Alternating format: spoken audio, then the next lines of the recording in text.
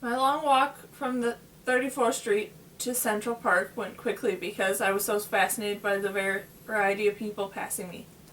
No doubt I was conspicuously the grass row, drinking in every face that passed. New York City seemed to me like the reflection of the entire world, and I loved its excitement. Dad had instructed me to meet Tesla at the entrance of the park at Columbus Circle. I was to walk with Tesla while he fed the pigeons in the park, a ritual he carried out every day, rain or sunshine. As I stood by the grand entrance to the park with my Tesla scrapbook tucked under my arm, my mind wandered, and I had to admit that it was Dad whom it veered towards. Our lunch together had been the first time I sat alone with a fellow, and honestly I found it exciting. I liked everything about him, his sympathy for the common person, his interest in science, his independence in seeking out the New York City on his own, and I couldn't get those vivid blue eyes out of my mind, or that white scar on his forehead and his handsome imperfections.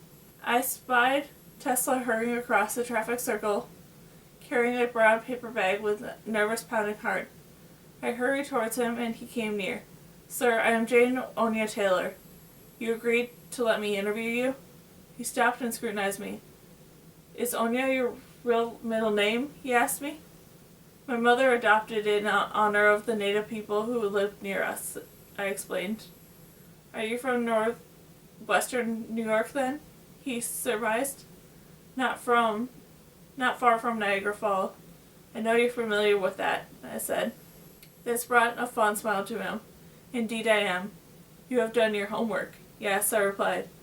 "I have been doing it for the last 12 years. I know everything that has been printed in the newspapers, at least." I lifted my scrapbook to show him. "It's all in here."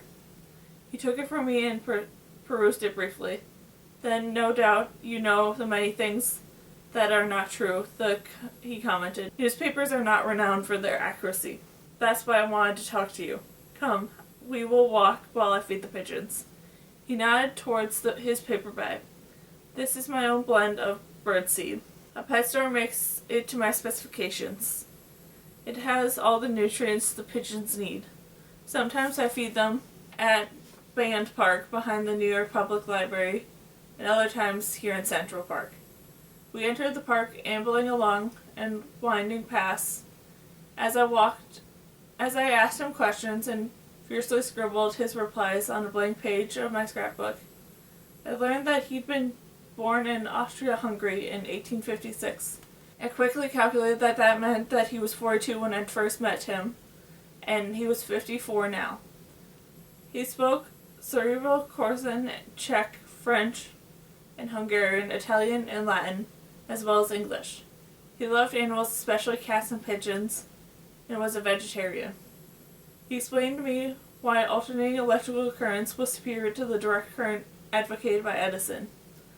"This is something the public has come to agree with about me," he said with a hint of pride, even though Edison did his best to convince them otherwise. Even to this day, Edison has not forgiven me for this defeat.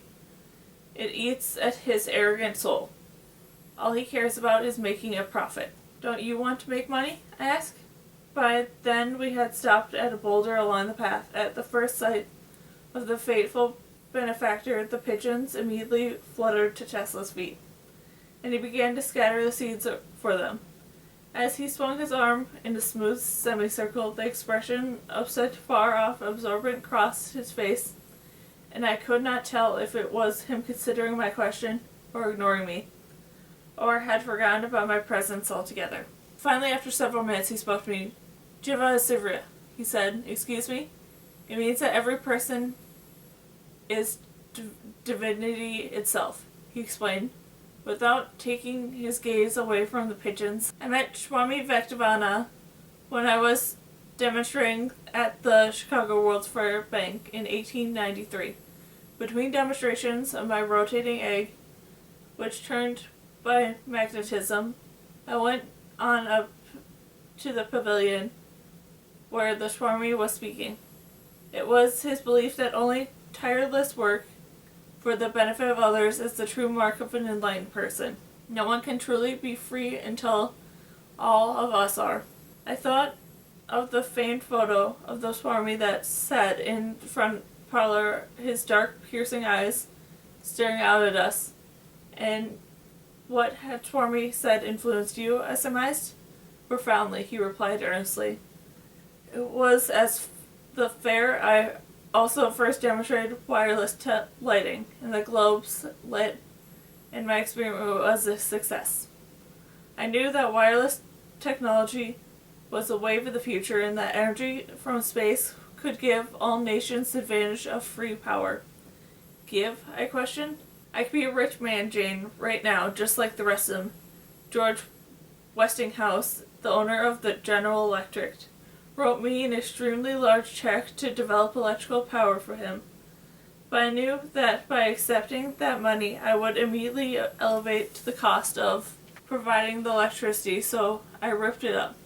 No one wants to invest in free power, because then how would the investors become rich? In my life, I had always accepted that there were rich people and poor, and that those in between. I had never questioned the right or the wrong of it, nor what kinds of things all people should be entitled to. Now Thad and Tesla were changing that. Was charging for electricity truly like charging for air? Subject seemed lighter than I could really comprehend, and suddenly I wanted to get off it. Is it true that you made contact with creatures from another planet? Alien life forms, I believe so. Do you think that's really possible? I questioned skeptically. It is certainly possible, probable even, he confirmed. Do you not think your mother would agree? My mother. Does she want to contact other life forms? Though her case is the other side, those whom passed over. You know who I am, I cried, gasping. There was a slight in you that brought on my episode, and I sent me to my bed, he said. My mind was struggling to locate your first appearance. It was causing my sensory overload. But I got it eventually, once I was able to dream. I saw you as a little girl. You were caught in my earthquake. Yes, yes. That was me, and my sister who's with me too. I know I placed her as well. I have a photographic memory. And you do not look so different than you looked, more mature, of course.